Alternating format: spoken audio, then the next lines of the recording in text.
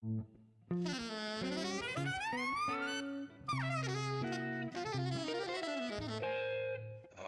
Jazz.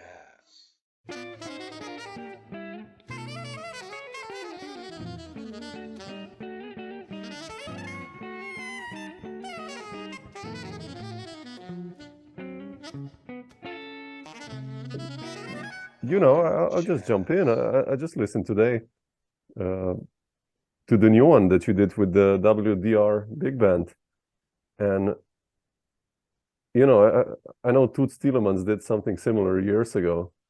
Yes, actually, we had two projects. We had this, the Samba Jazz thing, which became a CD and an album and all that. And then I went back this last July, and we did a Toots Thielemans dedication, his 100th birthday. And then they went to the archives of the WDR and got all the arrangements. He's been visiting the WDR since the 60s. Actually, Toots had a side career or a double career in Europe while he was living in the States, and of course did all the good stuff that we know him for. He always went back to Europe and played with all these European radio big bands, and there's a lot of stuff in the archives about arrangements written for him. Oh wow, beautiful. And great stuff. The stuff we did in July was, a lot of Dutch arrangers, I think Jerry Van Rooyen and other people, and 60s, 70s. Yes, that's great. Yes, that's Toots had two lives, the American and the European life. Yeah. I mean, he was from here, so from Europe. I mean, obviously. That is true, yes. Yeah, also, I think, his sound was actually worked with Europe. I think part of Toots' success is that he brought something to America which they didn't have before. I mean, Django Reinhardt was there, and there were other, and Zawinul and this and that, but Toots had a European romanticism, also with his guitar and with his whistling, and I think that hit a nerve in America because it was very different. It's definitely not African American, it's not Italian American, it is a completely different color, and the right time at the right place at the right time, when all these beautiful film musics, Henry Mancini, and all that stuff came up, he had the sound for it. So it was great. It worked very well. Was he one of the main reasons you picked up the harmonica, actually, since we were talking about the only reason. Yeah. I'm not really a fan of the harmonica unless it's played by Toots. Wow. I would go that far. If I listen to other harmonica players, I respectfully listen, and I realize the musical ability and all that, but for my own pleasure and what touches me, it always has been Toots and only Toots, really. Okay. Why? I mean, you mentioned some of the reasons, but what really got you, when you heard him for the first time, what was the main Well, the first thing is that Toots was the first guy who played tastefully jazz. There were other attempts before. There are other harmonica players before him and also after him that play jazz, and it's impressive and this and that. But as far as phrasing and playing the right notes and being completely within the boundaries of jazz without getting corny, not even for 1 second, that was Toots. Harmonica is not a jazz instrument. It just is not. There is no history. Not only that, there are also technical challenges that make it hard for the harmonica to become a jazz instrument, but Toots found a way. And, well, we also have to realize that Toots' his career was when jazz was still jazz. By that, I mean swing rhythm, triplets, Wynton Kelly, this and that. And, of course, he had his Brazilian projects. But in the last decades, jazz has changed. It became a world music. There are other rhythms. There's a lot of straight eighth notes and music from other cultures, and there is a whole lot of young great harmonica players that sound good in this new whatever version context, of jazz, wherever. Yeah. But the straight ahead thing, that's another thing that was really Toots. Yeah, I agree. It's a very touchy topic because I'm trying to make harmonica fans like me, because that's my market, that's my income. but I cannot tell people, or I cannot guarantee them that I just like everything that harmonica does, because I do not. Oh, sure. I like that one thing that Toots does and that I'm trying to do, because I believe in that. I think that is what that is where jazz and harmonica meet. But there's a lot of stuff, 95% or more of what I hear in harmonica, that I'm not crazy about. And Oh, sure. what you gotta do, you know? Yeah, it's taste, you know, also that's important, you know, to have a taste and Yes. you know what you want, and you know. And same as vibraphone. I also play vibes. There's also a very small window what I like on vibes. Instruments that I don't play, I'm not that serious about, you know. I don't hate piano players, or I don't hate alto players. But on the two instruments that I play, if I hear something that is not how I would do it, I get nervous. Yeah. I know what you mean. Okay.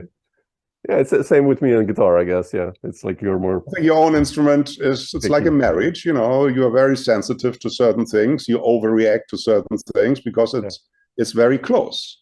Yeah. So that's probably what it is. Yeah. Like, of course, Americans wouldn't say that, because it's a different culture. And in this country, you know, you have to always be nice and everything's positive. But I'm a stinky old European, you know, with an opinion. And here we go. This interview could be the official end of my career. You never know. That's it. That's it. January 29th, 2023, my last interview, and then I retire.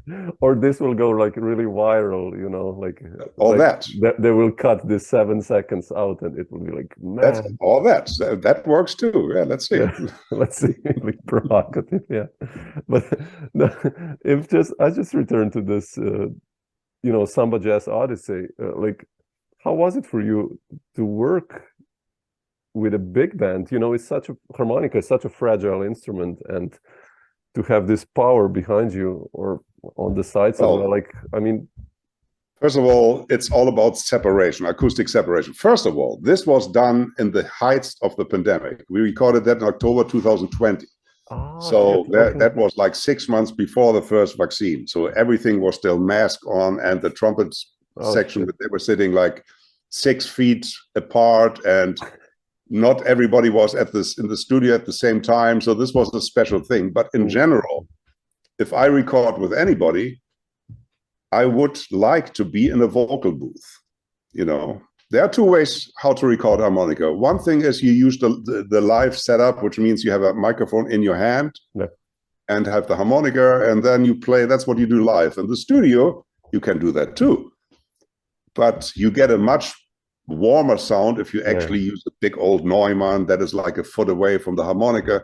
But if you do that, you need to be in a vocal booth, because everything else will go through your microphone. But if you're in a vocal booth and you are actually separated from the other things, then in the mix, you can make it sound as part of the orchestra. If you would record it actually in the orchestra, it would just die.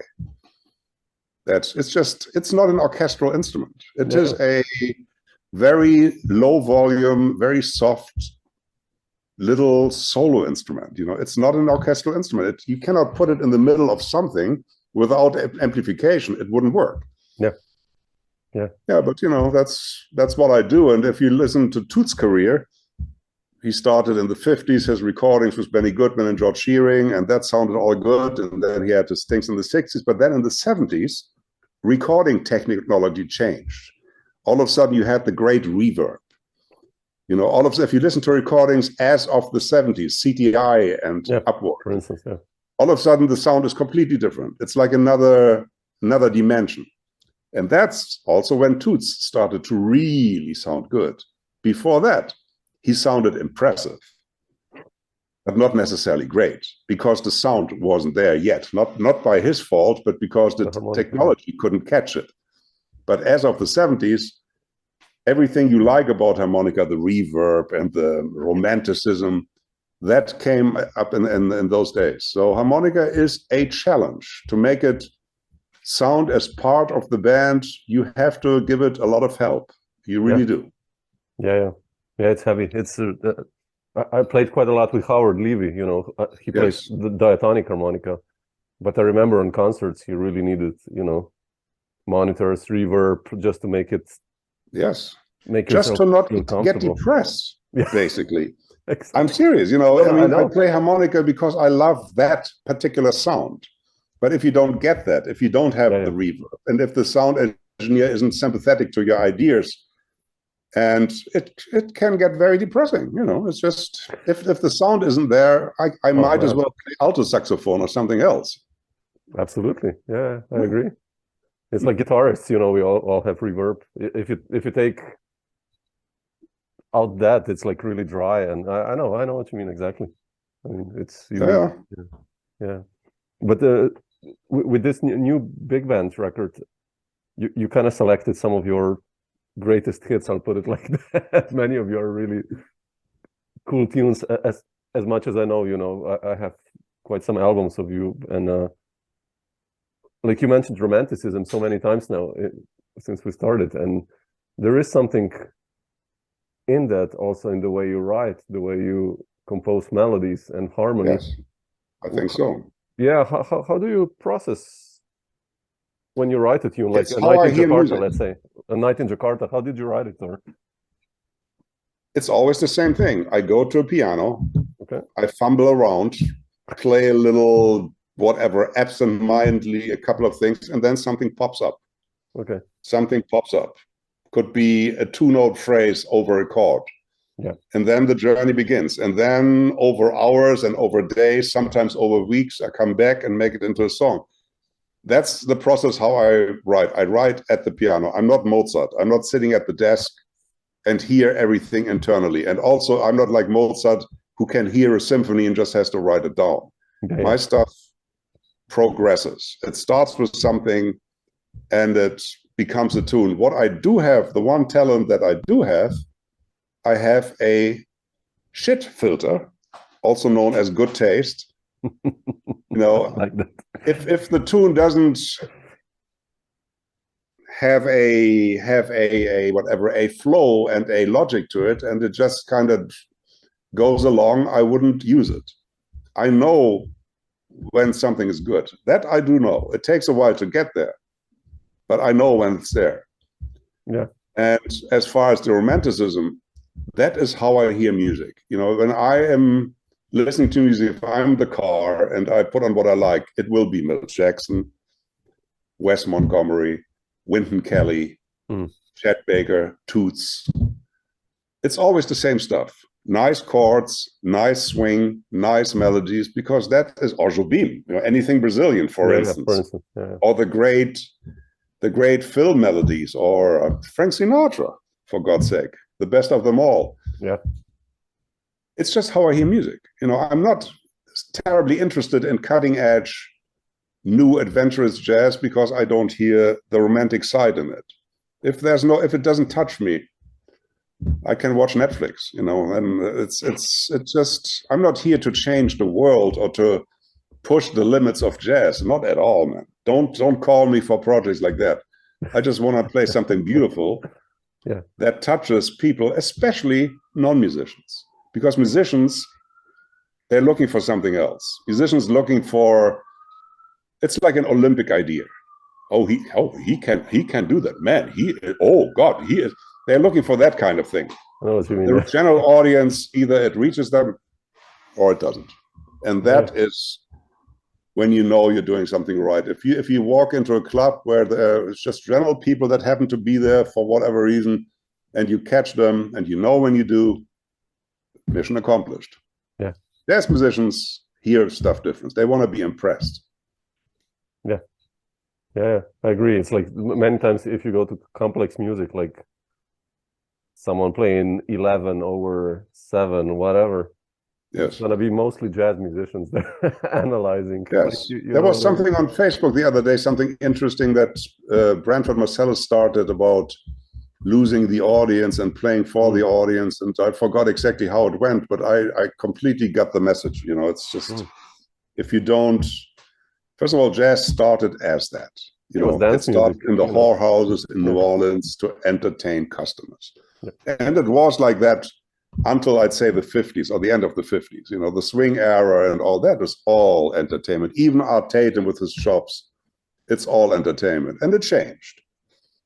And I believe in the original meaning of it, because you're playing for the people. You should. Yeah. They are paying you. Yeah. Musicians don't pay you. Yeah, I agree, actually. I mean, you mentioned Wes and Wynton and Milt Jackson and all these incredible players.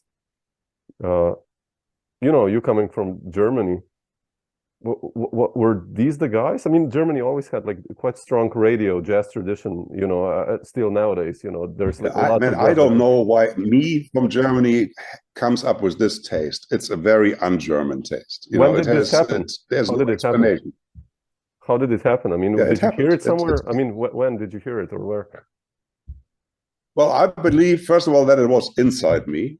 And then I heard something that triggered it, which started with my parents' record collection. They had maybe 2 or 3 jazz records, a sampler, you know, the best of jazz, and maybe Benny Goodman at Carnegie Hall, and then 1 Brazilian sampler. That was it. But I heard something, I liked it, and then I investigated. Then I went to the record store and got more of the same person. Yeah. But it was there inside of me, that's for sure. It just got, you know, something rang a bell and said, oh, that's it, that's nice, let's find more. It's not that somebody trained me to do that or that my surrounding had anything to do with that. Nothing, zero. Actually, I can risk to go even a bit further. When I went to America 31 years ago, it was partially because in this country here, my music is more appreciated because I'm an inside player. I play straight ahead, inside, changes, songs, boleros, ballads, bossa novas. That in those days wasn't really what Germans wanted to hear. For them, that is, I don't know, inferior. America doesn't have that problem. In America, they like it or not, they also don't have a problem with the harmonica. In Germany, the harmonica was, what is that? That's a toy. What? Really? The Americans are very hands-on. They like something, and then it works. Or they don't like something, and then you don't have a gig. Very, very unpersonal. It's not about, nobody wants to harm you or anything. They just respond to what they hear or see or feel, and then it takes on a life of its own. Yeah. And in Germany, back in those days, of course, that everything changed. There was still a huge intellectual barrier of what is about to be liked and what can you not like, and you know, this has all to do with the world, with the war and the guilt, and sure. It goes very deep. But it was there. It's not there anymore, not to that degree, but it was there. And yeah, for me, this was a better place to play the music. Things have changed, but 30 years ago, yep, it was a different country. When was the first time, by the way, you went to the States? That was already in the 70s, right? Or yeah, I went to Berkeley from 77 till 80. Okay. So to when study I was vibes? 19. Vibes or harmonica? I was a vibes major at Berkeley, yes. Oh. No, vibes. Officially, I was a vibes major. Of course, there was no harmonica to be learned. I was a vibes major, but I already played harmonica on my own privately. But my major instrument with lessons, that was the vibraphone, yes. So that was till 1980. Then I came back to Germany. Then I went to Brazil for a year. Then back to Germany. And then in 92, we finally emigrated for good. Okay. I want to first go back to the 70s and ask you, you know, obviously you had the harmonic knowledge from the vibes and the how to play melodies and the concept of scales and everything, but regarding the technical abilities of the harmonica, you were completely self-taught, or how did that process go? 100%. Wow, okay. There was no teacher, nobody else who even played the harmonica the way I liked it, completely self-taught. But man, nothing is, there's no miracle to anything, man. If you know what notes you want to get out of the instrument, it will happen. I mean, ask Wes Montgomery, you know, or something. It's if you know what you want to play, it will come out. But vibes, I had a few teachers, a little bit, kind of, but I'm really on harmonica completely self-taught. Yes. Wow. I'm also a self-taught guy. You know, I don't know. It's a stubbornness, or I don't know what it is. I like to find out myself. I don't know why that is. Berkeley, of course, was Berkeley, but not so much for the playing. Berkeley was more for the theory and the background of music and the ensembles. Even as far as private lessons, I was always more kind of, I figured out what I wanted to play myself, kind of. Yeah. Was Berkeley like a huge thing for you? I mean, like a huge shock still in the 70s when you came from Germany to there, like, you know, with all the players. Positive shock, yeah, because back in the 70s, Berkeley was still a pure jazz school. Now it is it's a school with lots of styles and everything. But back in the day, the late 70s, it was a jazz school, and everybody was on the same page. Everyone wanted to learn, and there were ensembles all the time. Ensembles besides the school ensembles, you would get an ensemble room, call the guys, and play all night. Everybody was on the same page. It was great. Yeah, it was great. Yeah, definitely. That was a great thing. Yes. Yeah. One thing I really wanted to ask you, like, so you're German, okay, playing harmonica now in the States, but like you've become this master of samba music and bossa nova, and you know, you played with some of the greats of the Brazilian music. Actually, I think if I check the records from even Lins to Duduca da Fonseca to everyone, you know, all the guitar players, all the bass players.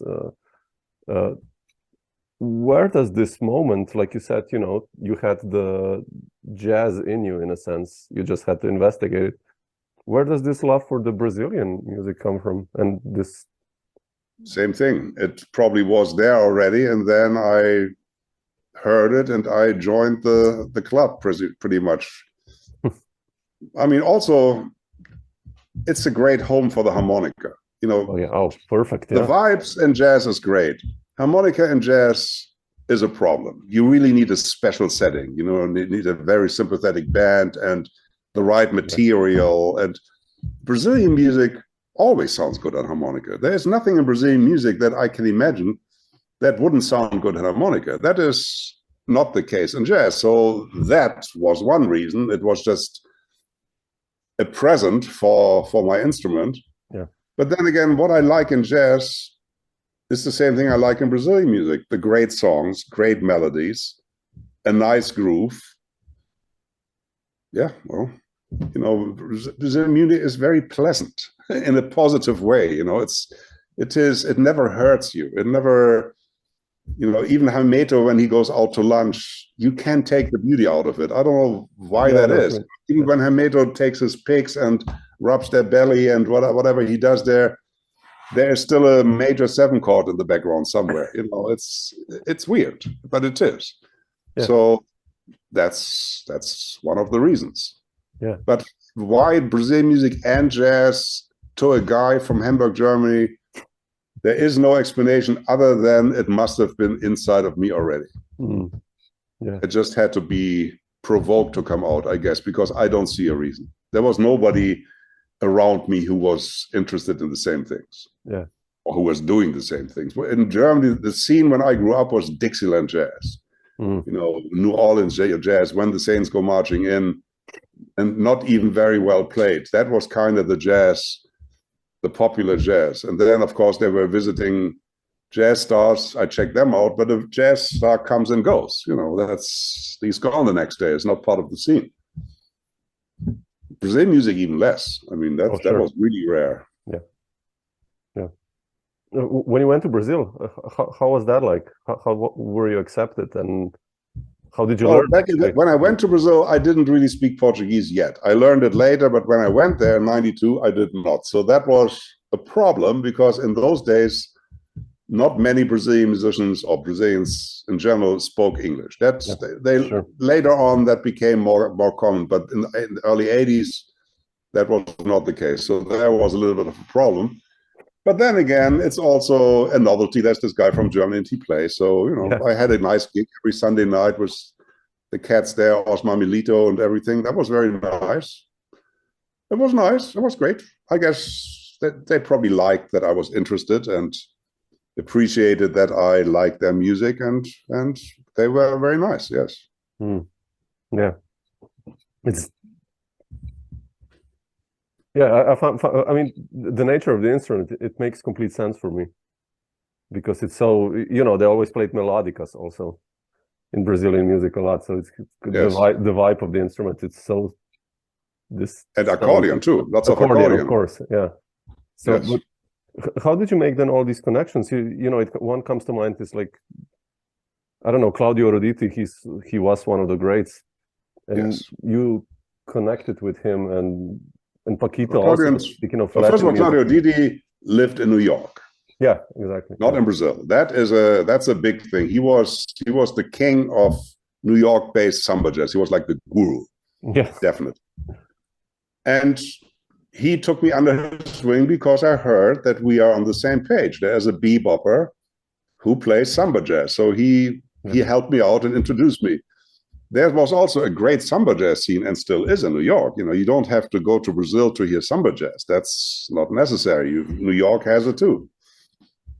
Yeah, and well, in Claudio's case, he probably heard something that he thought was valuable, and he helped me out. But Claudio was special. Claudio was really extremely helpful to young musicians. Extremely. I mean, there are so many people that he took under his wing. It's incredible. Yes. Yeah. You know, you went to Brazil, back to Germany, and then you came to New York. You said, what, in 1992, 93 too. Yeah.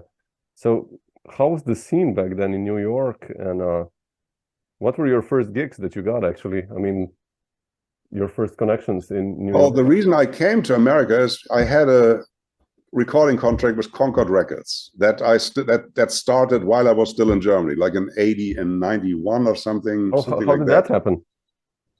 Well, my wife in 1990, my wife went to San Francisco to do an English thing, an English course for 3 months. I visited her in the middle of those 3 months. And then I look at then we are supposed to take the subway, which is called the BART, Bay Area Rapid Transportation. And then I see, there's a stop called Concord. That's interesting. Isn't there a record label called Concord? And then I look at those Concord CDs, and then I see, oh, no kidding. That's the same Concord. So I call them up, and I asked for the A&R manager and said, my name is Hendrik Meurkens. I came from Germany to present you a project, which was a complete lie. But I got an appointment.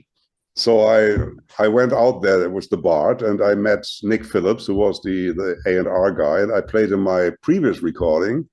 And he said, wow, that's good. Let us know when you have something new. And then I had something new with Paquito and Claudio. Yeah. I offered it to them. They took it, and then they signed me. But I was still based in Germany. So I told them, if we want to make anything out of the albums here, it would be good if I come to America. Why don't you get me an artist visa? So Concord Records got me an artist visa. Oh, wow. So I came. Okay. Yeah, and so my wife and myself, we emigrated to America, and then the artist visa, we turned that into a green card, and then we turned that into a citizenship. But I came to New York because I was signed to Concord Records, and I made them give me a visa, which they did. It was no big deal for them, but that's how it started. Sure. I mean, I know that you played with all the greats of the label, from Charlie Bird to Mandolaf to Herb Ellis, and yes. Did you immediately start, after signing the deal with Concord, getting gigs in New York and in America, like in the early 90s, or like how was that process after that album? Slowly. Everything takes time. Yeah. I guess so. Yeah. I've been gigging ever since, but it takes a minute. Also, being a harmonica player is almost like being a singer. You are a soloist. If you are a bass player or drummer or piano player or guitar player, you can get a certain amount of sideman gigs. You don't really necessarily have to do your own project to work. In my case, with harmonica and even with vibes, there are not too many, if any, sideman gigs. So I looked for gigs that were, that are my sound, or in Claudio's case, he liked me as a special guest. So that we did a lot together. Yeah. But yeah, I started pretty much right in the beginning, but it took a minute. But yes, I played. Yeah, sure. Also, that was in those days. That's all before streaming, before Netflix, before everything. In those days, the highest electronic luxury you had was an answering machine with tape in it, you know, that kind of stuff. And if you wanted to hear music, you had to buy a CD. You couldn't download anything. So it was a completely different scene. People actually still went to the clubs because there was nothing for them to do at home. There was no Netflix. And if you had a project and you had your CD on a label, it actually sold, because that's how people got their music. So true. Back in the days, CDs sold, especially in when it was until before the turn of the century. Man, CDs really did sell, not only in the stores but also on tour. In concerts, if you're on the road and you have a CD that kind of is similar to what people hear on stage, you could sell a load of CDs, and from that money produce the next CD. Exactly. It was a nice era. Yeah, true. It's funny now. I talk. I had a tour in October, like a 3-week tour, and I sold so many CDs, but mostly people who were above 50 bought the CDs. Yes, exactly. And that's, I mean, which I love, because these are people who have jobs now and they have money to buy the CDs, and which is a different thing. But for the younger generation, what can you give them? That's the question of a T-shirt. Yeah. I don't know. Yeah, how to present the music is like, it's like shit, man. That's it's I think they have the music already on their iPhone, and then they want to see you in person. That's the new normal. They go to live gig because they are still interested. I don't think that live music is in danger. No, that's for sure. Yeah, but that's not in danger. People come out to hear bands, but the idea of somebody buying your recorded music, that is history. Yeah. That will not happen. That's over. That is just over. You cannot tell somebody who grew up with streaming for $9.99 a month to stop that and buy CDs for 20. That is just not going to happen. Bizarre. So music is fine. Live music is fine. But the idea of buying recorded music is pretty much over. Unless some wonderful thing changes and maybe somebody forces Spotify and the other labels to pay decent royalties, because then they would have to raise their prices, and then buying music becomes attractive again. But you cannot unify 30 million independent artists to be on the same page. They will not. Everybody wants exposure. They can't resist. I mean, these Spotify people and all the stream guys, they are just very smart. An artist wants to be heard. They do anything to be heard, for free or even pay for it. They want to be heard. That is the first priority. And the streaming service said, "Oh, great, cool."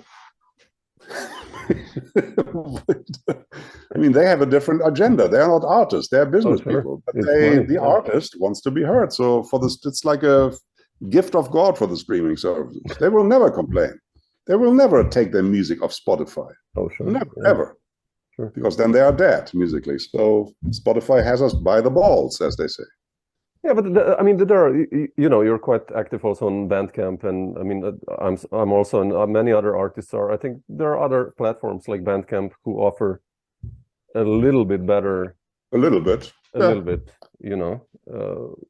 At least compared to Spotify and other. It's not over yet, but it's there are options. Bandcamp is one of them, and there are actually still CDs sold here and there, and there are options, but I mean, I would say 90% is streaming. I don't know the numbers, but something in that vicinity. So you have to adjust. Yeah, as I said, live, it comes down at the end. All you do, all your YouTube and Instagram posts and all that, at the end of the day, it will get people into the club, and that's where you make your money. Yeah, and that is about it. Yeah. And that's also what this music is all about. I mean, just to play it. That's how it started. And so we had, as far as royalties, I think there was a window of maybe 100 years when GEMA in Germany started and BMI started. And then came, all the great songs, Irving Berlin and Gershwin. And then it ended kind of 2010. So there are 100 years where royalties were at their height and where you actually made fortunes on royalties, like Toots Thielemans' Blue Set falls into this era. But it wasn't there before, and it might never come back. You know, it's just, it was a point in time where royalties were being honored. Yeah. That does not have to mean that that will be till the rest of time. Oh, sure, definitely, it's different. At least financially, you know, I mean, we still know who wrote the songs. Sure. But that doesn't mean that those composers get the same kind of income that they would have gotten 30 years ago. Yeah. Speaking of records, you know, I mentioned all these guys that you played with, and how were these sessions for you? You know, being really fond of this music. You know, the sessions with Charlie Bird and Herb Ellis, and I've read that you toured also with Ray Brown, if I'm not mistaken. Like, yes, Ray Brown. How were these most of these things involve tours. I took a few tours with Charlie Bird. I did two long Herb Ellis. I did one with Ray Brown in Japan, and a lot with Jimmy Cobb. Well, for me, this was probably with the way you expect it to be. It was meeting the giants, you know, meeting like the disciples, meeting Peter and Paul, disciples of Jesus. You know, it's like, it's the first generation. These guys played with Bird, they played with Louis Armstrong, they played with all the greats, and some of them, you know, from the same age. And if you have a chance to play with them, it's why we're doing this, because you learn so much, not necessarily just musically, but being around them, picking up what they do or what they do not complain about, you know, what they don't find reaches the level of complaint because they have seen shit that we would never be able to endure, you know. How were they on tours? Yeah, that's what I mean. I mean, how was touring? But you know, the tours in the 90s and 80s and 2000s in Europe are 5-star tours. Yeah. You know, once in a while you might get a bad hotel,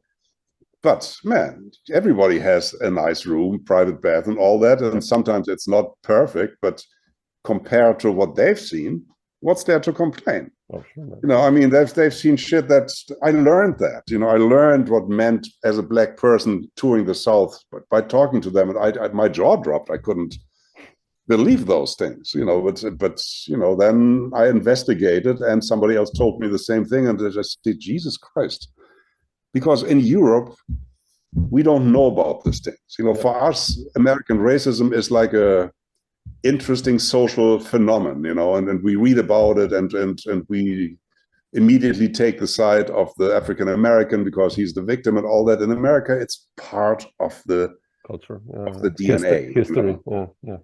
If you are either black or white, you are raised in that framework and you have an opinion and you have experiences, and it's just, it will never go away. They started on the wrong foot. One half was the masters, the other half was the slaves. That will never be forgotten. That will never be normalized. But in Europe, we don't have that. We didn't have slaves, you know, at least not in that time from that continent.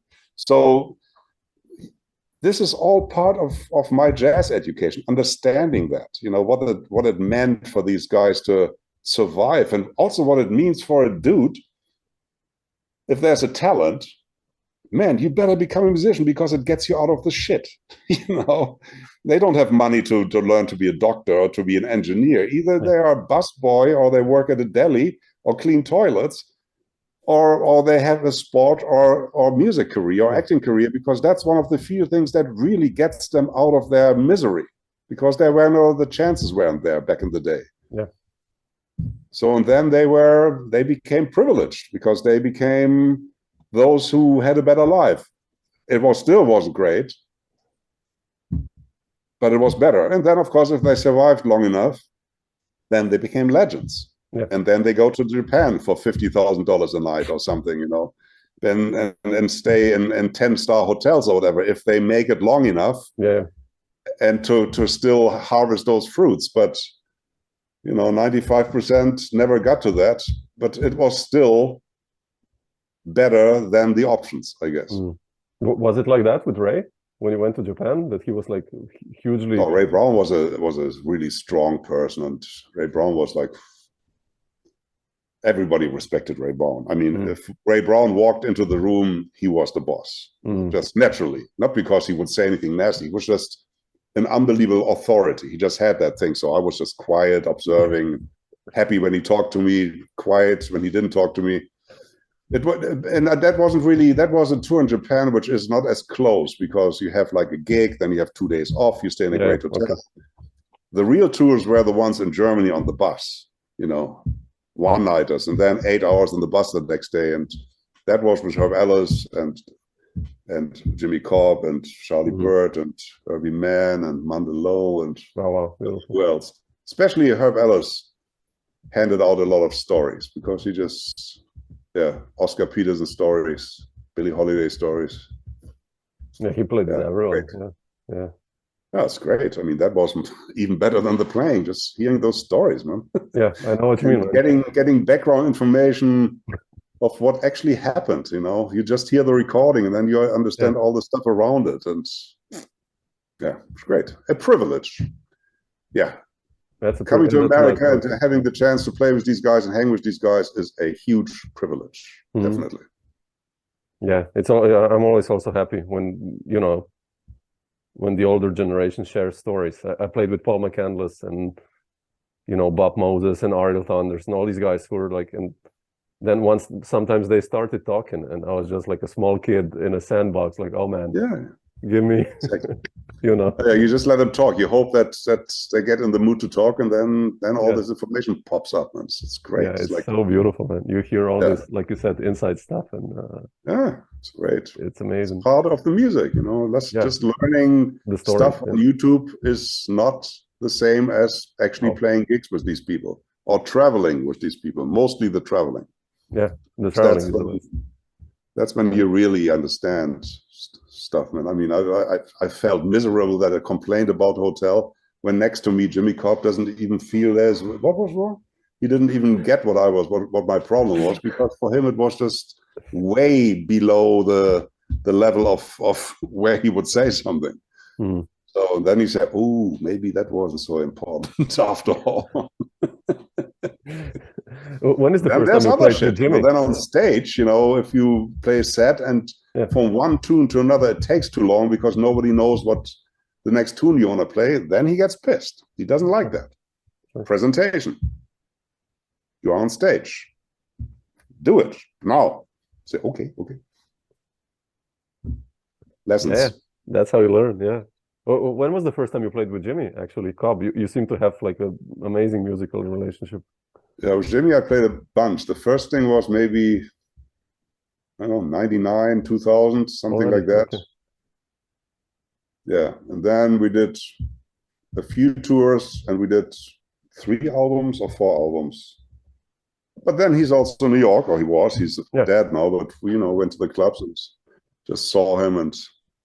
But he was a sweetheart. I mean, there was no way you could not like Jimmy Cobb. He was extremely nice, and just what you think cool is, that was Jimmy Cobb. He was cool. Yeah, I love that album you made, Cobb's Pocket. Man, I love that stuff. You know, it's such a good album. I mean, I'm such a huge fan of Peter Bernstein also, of course. And that album for me, it's like, it's really, you put it on and it's like, man. Peter Bernstein and Jimmy Cobb, they found each other. They played a lot together. That was a perfect combination. Yes. Yeah. It's amazing. Must have been amazing for you, you know, to play with the drummer of Kind of Blue, let's say, and like thousands of other iconic. And you get spoiled. You know, once you feel that, you know, especially Jimmy Cobb, what the hell is he doing? You know, what is that? What is this thing with the right cymbal? What the fuck is that? And how come nobody else does that? And then, you know, and it's smooth and it's strong and it swings like crazy and it's not interfering. What is this? What is this, man? It's like a room, like a rumbling of the inner earth, and you don't know what is this? Why is this so good? You can't put it in words. You can't transcribe it, but it's there. Yeah. And then if it's not there with another drummer, you say, I see. That's why Jimmy Cobb played with everybody. Yeah. Yes. All these guys must have been like that. You know, when you hear Wynton Kelly, you know, It's just like he plays like a simple phrase and it swings like the most crazy stuff you've ever heard, and it's especially those. I mean, that is my favorite rhythm section: Jimmy Cobb, Paul Chambers, and Wynton Kelly. Yeah, that's cool. I mean, Philly Joe Jones is great too, and I love him too. But there is something special about Jimmy Cobb and Wynton Kelly and Paul Chambers. There's something. Philly Joe Jones is still a little. There's a little bit more ego. You know, he's great, but there is still a trick that he wants to show us, or there's still a little something that kind of stands out. That never happens with Jimmy Cobb. He's like completely part of the rhythm section. Him and Paul Chambers do one thing, quarter notes, you know, and it swings unbelievably, and there is not a trace of ego. Ego is already it's already a negative term, but Jimmy Cobb was completely part of the band I mean, if somebody gives him a solo, okay, he plays a solo, but if he doesn't get a solo, then that's fine too. There was no need for that, because he knew what he was doing. He knew why he was hired. You know, he was so confident. He knew they called me because of ting. I can do a solo, but that doesn't change my status in this band. Yeah.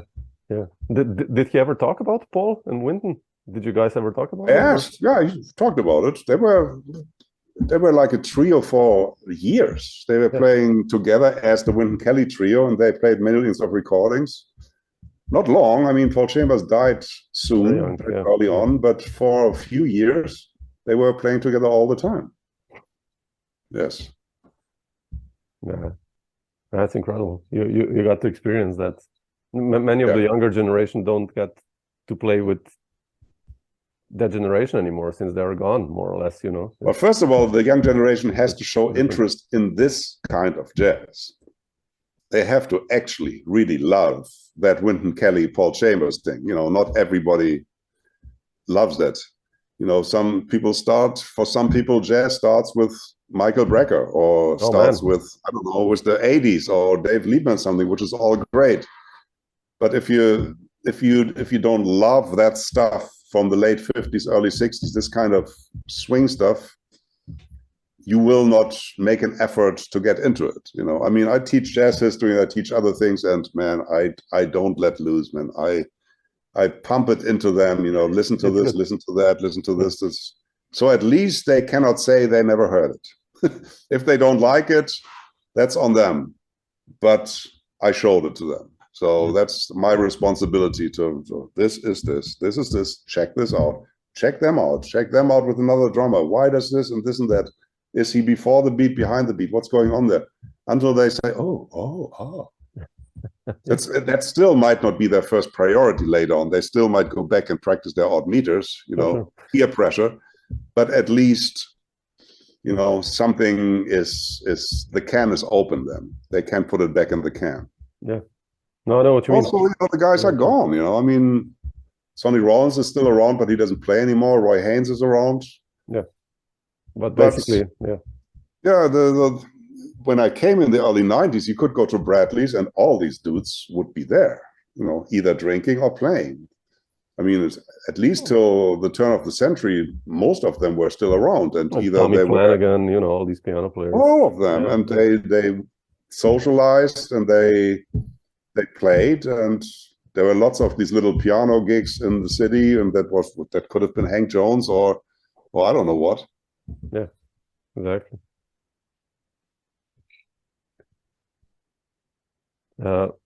Otherwise, Hendrik, I just wanted to ask you, like, what's on the schedule for you, 2023, project-wise, touring-wise? Are you coming to Europe? I mean, to see. I think I am. Beginning of May, I think there's a tour in Germany.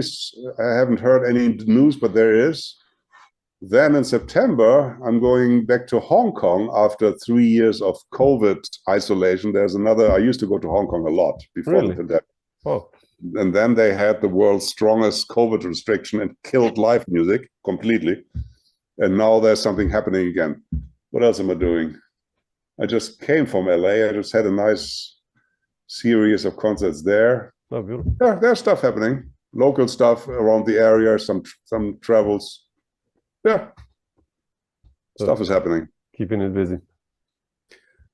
I could be busier. You know, there's still lots of room, but it's good. it's all good. Also, I'm teaching. I have my students there, and I don't want to miss too much. That's a responsibility too. Something that's actually very nice. It is. Yeah. Cool. Hendrik, I'll let you be then. What is today? Sunday. All right. And but thanks for sharing some of these thoughts, man. I appreciate it. Yeah. Sounds. Thank you for having me. Yeah. Thank you. And I hope to catch you in Europe. We'll drink a beer together. So. Yes. Okay.